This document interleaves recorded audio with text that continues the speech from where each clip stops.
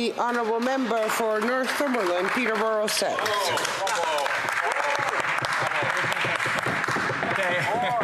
Thank you, Madam Speaker, and my adoring fans out there, and I love you all. I want to start this conversation with a quote from Margaret Thatcher, and of course the honourable and the fabulous Margaret Thatcher once said, "The problem with socialism is eventually you run out of other people's money." And we've hit that point, Madam Speaker. I think it's official. This government has hit rock bottom. Now, they will find a way, just as they've done with the ethics scandals, to find even a level below rock bottom. But let's take a look at the facts right now. So, when we look at what a government, when we look at the way to balance a budget or to bring a fiscal house in order, the government has three levers. One is economic growth. The more an economy grows, the more production there is, the more there is to tax. And then that brings us to the next one, which is revenue. The more revenue there is, the more money that's coming in. The higher taxes, the more revenue that's coming in. The third part is expenditures. And we've seen, of course, that's the money going out the door. So we have growth, we have the money coming in the door, coming out the door. So let's sort of take a systematic approach, and we'll start with government expenditures. The reality is, Madam Speaker, is that no government has ever spent anywhere near the amount of money this government will be spending this year and what they've forecasted in their main estimates. So the main estimates presents a spending of a total of $44.92 billion. 191 is to be voted on, and 257 is statutory. Take that and look at where we were at the end of 2015. At the end of 2015, we were spending about $250 billion. That's nearly a doubling of government expenditures in less than 10 years. That's truly a shocking number. And the reality is that could actually be affordable, potentially, if we had the economic growth to back that up. But as you see in a moment, we don't. And so the reality is that more Canadians are paying more money. 9 out of 10 in the middle class are paying more.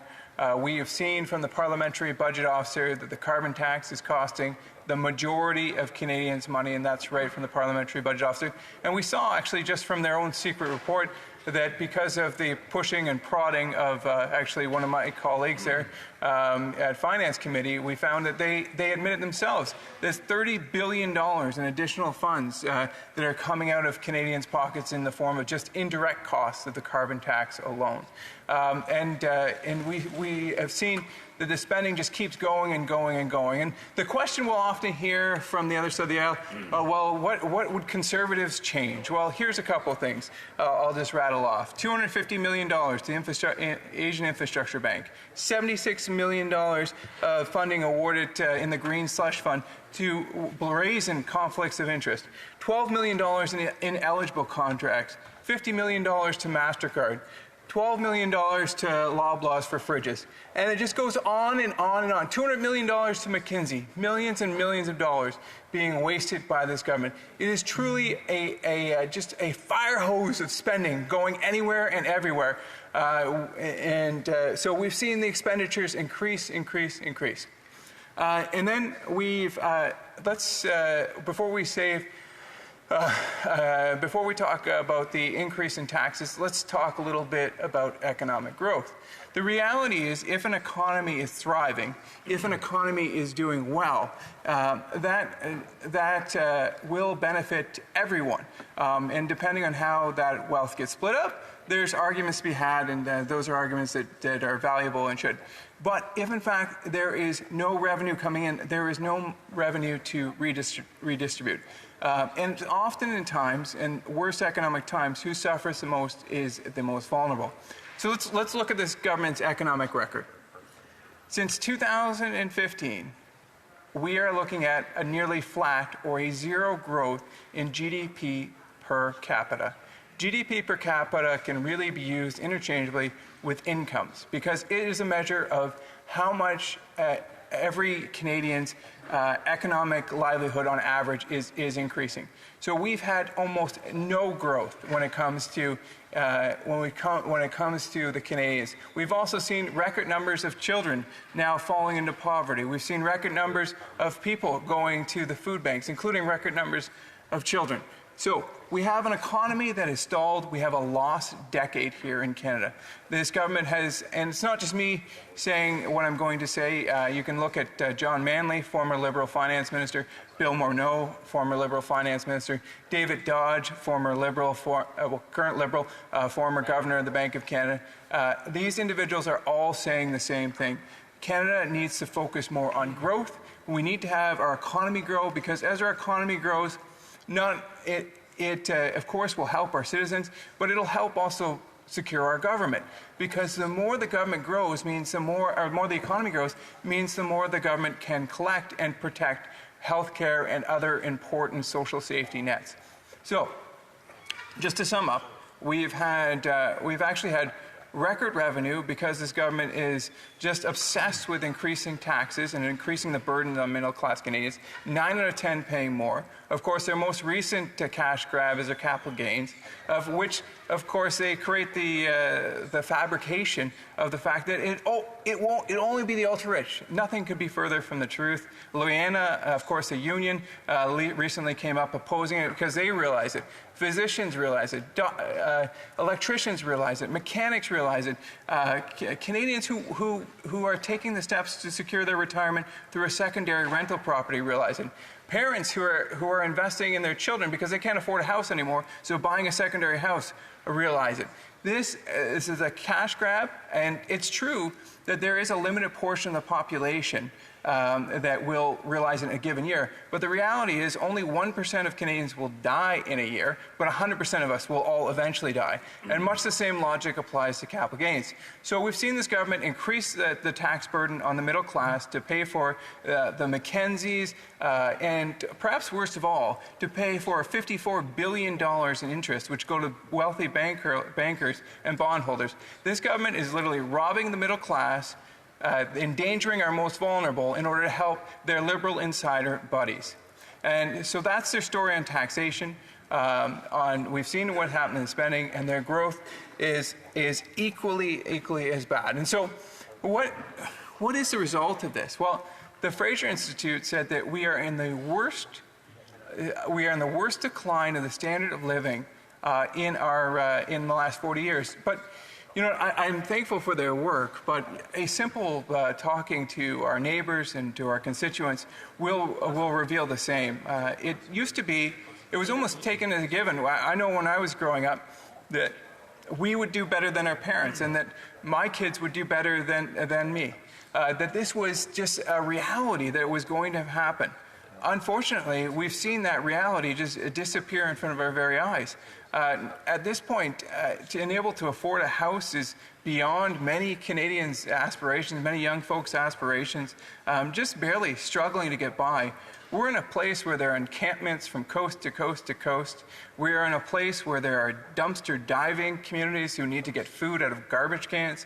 We're in a place where workers are working out of their cars, are living out of their cars. We're in a place where students are living underneath bridges. This is not right, and we can quote all the empirical numbers we want, but really all we need to do is go out there and talk to our constituents, and we'll hear just the same. And I'm sure whether you're Conservative, whether you're Liberal, whether you're NDP, we're all hearing the same thing. And so, as I started my speech, Margaret Thatcher once very wisely said, "The problem with socialism is eventually you run out of other people's money." And with a debt over $1.3 trillion, with interest payments over $54 billion, with a government incapable of doing the most basic of services like deliver passports, we've hit rock bottom, and I don't want to see what's next in this Liberal government. Thank you very much. Questions and comments. The Honourable Parliamentary Secretary to the Minister of Public Safety. Thank you, Madam Speaker. The Honourable Member mentioned the most vulnerable, yet his party and he has voted against dental care for the most vulnerable, child care for families across this country, voted against a school food program, voted against the Canada Child Benefit. Madam Speaker, Canadians who could use investments and support, they vote against. But who do they stand up for, Madam Speaker? The wealthiest, less than 1% in this country. They are speaking up for saying that they should pay lower tax than, say, someone like a nurse. Madam Speaker, if he cares about the most vulnerable in this country, why at every turn do they vote against measures to support Canadians while protecting their wealthy friends? The honourable member for Northumberland, Peterborough South. Well, I could go into a policy debate, but the reality is that this government's been in power for the last 9 years. There are 55% more children in poverty. There are 0% GDP rates. People can't afford houses. They can't afford food. And they have a child care program that doesn't deliver child care. They have a food program that doesn't deliver food. All they know how to deliver for are Liberal insiders. Questions et commentaires? Questions and comments. The honourable member for Shefford. Thank you, Madam Speaker. I'd like to thank my colleague for his speech. But talking about people who need help, we've talked about families, but one of the requests of seniors groups, and his party supported it both at the House and at committee, was C-319. People seniors in particular, who need extra help. We need a form of justice because there's been an increase in the OAS for seniors 75 years and of age and older. And I think there's also other seniors under 75 who need more from OAS. Does he still support this bill like his party has done since the beginning? Where we have absolute agreement with that member is the fact that seniors aren't doing well, because who suffers the most when we have high rates of inflation? And the reality is, as before the colleagues across the way pointed out, the rate of inflation has increased, but all that high inflation, those costs are all still baked in. And other programs just have not kept up with that. And so the best thing we can do for seniors is, one, make sure that we have a tight monetary policy to keep inflation under control so their expenses don't get out of control. We need to bring down housing costs for seniors, and we need to look at every possible solution to help those who built this great country. Questions called down from New Westminster, Burnaby. Well, thank you very much. My colleague says we need to do everything possible to help people with affordability. Now, the NDP has fought for the grocery rebate, fought for dental care, fought for pharmacare, which for people with diabetes can cost $1,000 a month, fought for affordable housing. And unfortunately, Conservatives blocked every single piece of those bills that the NDP brought forward, pushing the government to do the right thing for people. So I'm a bit surprised, Madam Speaker. You've got Conservatives on the one hand saying, oh, we got to use all these tools, and on the other hand, blocking all the tools that actually help people. So why won't Conservatives join with the NDP and make sure that people are being taken care of? There have been thousands of people that have benefited in Conservative ridings from the dental care program. Why doesn't he support these important initiatives? The honourable member for Northumberland, Peterborough South. The reality is that history proves us over the last 100 years that socialism fails every time it's tried. We see it here in Canada. We see people going to food banks in record usage. We see children in record levels of poverty. Canadians have never been poor. They can't afford a house. They can't afford a food. What will it take for this member to realize that socialism is failed? Very brief question from the honourable member for Medicine Hat, Cardston Ward. Yep. Brief question from the honourable. Yeah. From Chatham. Oh, Chatham. Oh, sorry. Leamington. Thank you, Madam Speaker. Sorry. Chatham, Kent Leamington. My colleague bookended his speech with a truism quote from Margaret Thatcher. I've been wrestling with another quote, and that comes from Napoleon Bonaparte, who said, "Never ascribe to conspiracy that which can be attributed to incompetence." And I wrestle with this, because on the one hand, we have all of the spending scandals, the corruption, and the crime that this government has inflicted upon the budgets in our economy. On the other hand, we see through the capital gains measures they proposed the incompetence of that piece of legislation. Could my honourable colleague comment on whether this is competence, incompetence, conspiracy, corruption, all the C's he can think of? A very brief answer from the honourable member for Northumberland, Peterborough South. Thank you for the tough but fair question. I can confirm this government is both corrupt and incompetent.